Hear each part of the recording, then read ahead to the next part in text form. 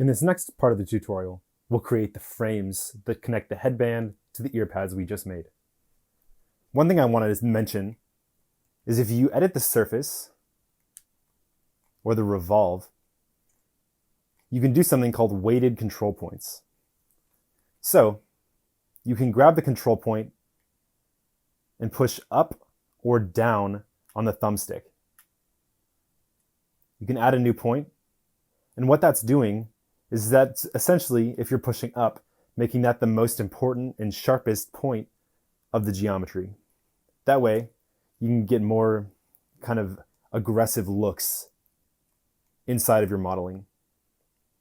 You can also push down, and that'll make the point less important, going from an inverted star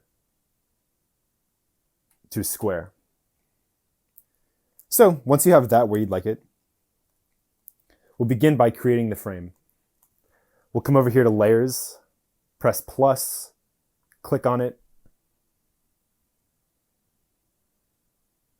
name it Frame. We're going to lock ear pads. And in Frame, we're going to begin by pressing the purple button, going to Stroke, and then what I'm going to do is with the mirror, making sure I'm on both sides. I can see it up there. I'm going to come down, go around this fastener, and come back up. So that's a really, really loose sketch of what I want, and now I'm going to go in and edit it. The first thing that I notice I want to change is the shape. So what I'm going to do is make it thin.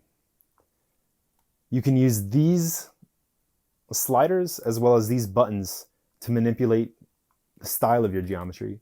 But I just want a flat kind of piece of tape. I'm going to go in,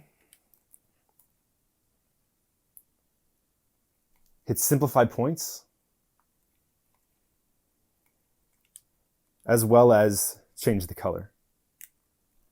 From here, I can go in, and if I swipe right or left on my thumbstick, I can control the normal.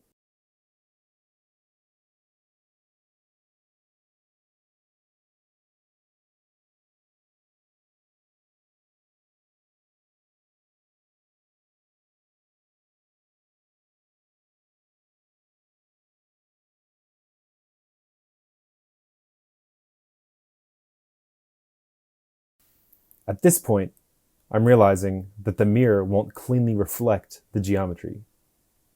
So what I'm going to do is I'm going to turn off end caps. If I go to my menu over here, I can have round caps or flat caps. I want flat caps so that way I have a seamless joint on the mirror.